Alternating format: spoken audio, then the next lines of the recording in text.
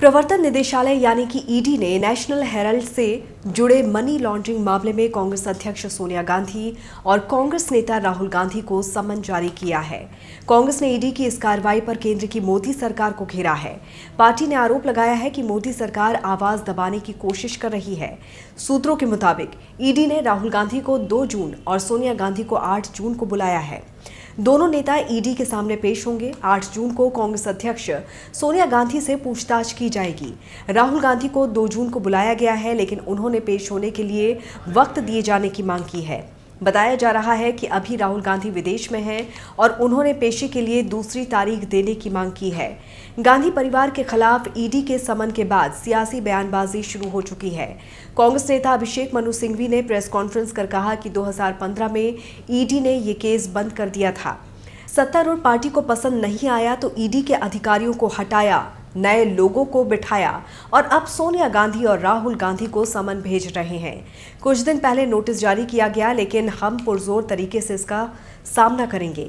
सोनिया 8 जून को पूछताछ के लिए जाएंगी। अगर राहुल जी फ्री रहे तो वो भी जा सकते हैं, नहीं तो समय मांगा जा सकता है। कानूनी तौर पर हर जवाब दिया जाएगा। कि ये एक इतना ज़्यादा मनगढ़ंत काल्पनिक आरोप है कि एक प्रकार से ये मजाकिया चीज़ है। और मैं आपको ये प्रमाणित करना चाहता हूँ कि सिवाय इस प्रतिशोध की जो भावना जिसके साथ ये सत्तारूढ़ पार्टी अपने हर राजनीतिक विरोधी को अटैक करती है, इसमें कुछ भी नहीं है। 5 या 6 तथ्य बड़े सरल हैं, उनको आप देख लीजिए और अपने आप निर्णय करिए कि इस प्रकार का समन्स माननीय कांग्रेस अध्यक्ष और पूर्व कांग्रेस अध्यक्ष को दिया जा सकता है 2022 में। नंबर 1, यही चीज़ों के विषय में कानूनी कार्रवाई 2014-15 से चल रही है। आज 7 साल बाद इस प्रकार की चीज़ों में ईडी को लाया गया है। नंबर 2, ये विचित्र केस इसलिए है कि जहाँ कोई पैसा नहीं है या जहाँ कोई प्रॉपर्टी का स्थानांतरण नहीं है, वहाँ पर मनी लॉन्ड्रिंग कैसे हुई ये हमको कोई समझाए। माननीय मोदी जी के बहुत सारे काबिल जो एडवाइजर हैं वो समझाएं। हुआ सिर्फ इतना कि एक कंपनी है AJL, पुरानी कंपनी है, वो दशकों से नेशनल हेराल्ड चला रही है। चूंकि वो एक आदर्शों पे, मूल्यों के आधार पर चलाती थी अखबार, कमर्शियली इतनी सफल नहीं हुई। कई दशकों के दौरान लगभग 90 करोड़ रुपए जो सब दिए गए हैं औपचारिक रूप से, वो उसकी डेट हो गई, ऋण हो गया।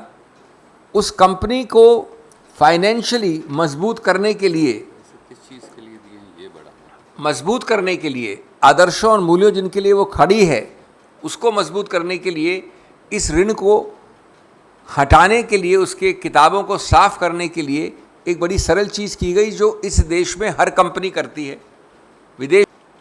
तीसरी बात, जो कुछ भी रुपया आया यंग इंडिया में कभी भी, ये किसी का आरोप भी नहीं है कि उसको बाहर दिया गया, डिविडेंड दिया गया, जो दे नहीं सकते सेक्शन 25 में। चौथा, कि जब वही सब चीज़ वैसी हैं तो मनी लॉन्ड्रिंग कहाँ से आती है? अनुच्छेद 50 जो मनी लॉन्ड्रिंग एक्ट के अंतर्गत है, उसके अंदर समझ आप कैसे इशू करते हैं? जो तर्क मैंने अभी आपको बताया, और वो चौथा बिंदु है मेरा, उसके अंतर्गत 2015 में ये केस बंद हो गया था। याद रखिए 2014 के पहले का केस है ये। ईडी की तरफ से ये केस बंद हो गया। हमारे सत्तारूढ़ सरकार के लोगों को अच्छा नहीं लगा, उन्होंने ईडी में लोगों को बदला, हटाया, निरस्त किया अपने पदों से और नया केस खुलवाया प्रेशर डाल के। और उसके बाद अब 7 साल बाद ये समन्स दे रहे हैं। जैसा मैंने कहा, कभी उनको यहाँ से मोड़ना है, ध्यान आपका ध्यान आकर्षित करना है, कभी इन्फ्लेशन से, कभी जो अभी GDP फिगर्स हो रहे हैं उनसे, जो विभाजन की भावना चल रही है इस देश में, जो असमंजस की और जो सामाजिक उथल पुथल चल रहा है, उससे हटाने के लिए। तो दोस्तों, मैं अपनी बात अंत करना चाहूँगा ये कह के कि इस देश में इस प्रकार से अपने पपेट, जैसा मेरे दोस्त ने कहा, कभी ईडी, कभी सीबीआई, कभी आईटी का दुरुपयोग करके हर राजनीतिक विरोधी को कश्मीर से कन्याकुमारी और गुजरात से पश्चिम बंगाल तक डराना, धमकाना और देश का पूरा ध्यान इधर से उधर करना, ये तकनीक अब पुरानी हो गई है।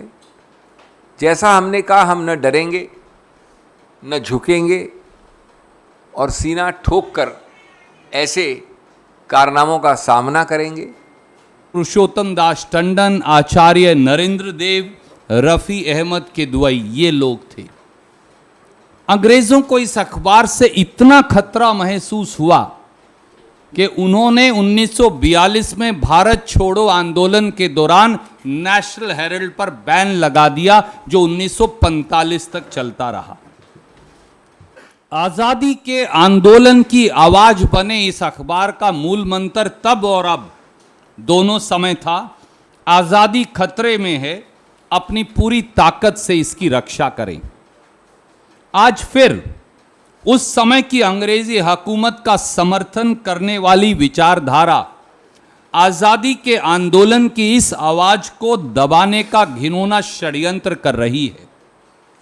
इस षड्यंत्र के मुखिया स्वयं प्रधानमंत्री श्री नरेंद्र मोदी हैं और उनका हथियार उनका चहेता और पालतू ईडी है। देश को गुमराह करने के लिए आए दिन मुद्दों को भटकाने की राजनीति में माहिर मोदी सरकार अब बदले की भावना में अंधी हो गई है। जिस मानसिकता ने अंग्रेजों का साथ दिया था, आज गुलामी की प्रतीक वो मानसिकता आजादी की कुर्बानियों से प्रतिशोध ले रही है। इस बार उन्होंने एक नई कायराना व डरपोक साजिश की है। नेशनल हेरल्ड मामले में अब प्रधानमंत्री श्री नरेंद्र मोदी ने कांग्रेस अध्यक्षा श्रीमती सोनिया गांधी जी व हमारे नेता श्री राहुल गांधी जी को ईडी से नोटिस जारी करवाया है। साफ है कि तानाशाह डर गया है।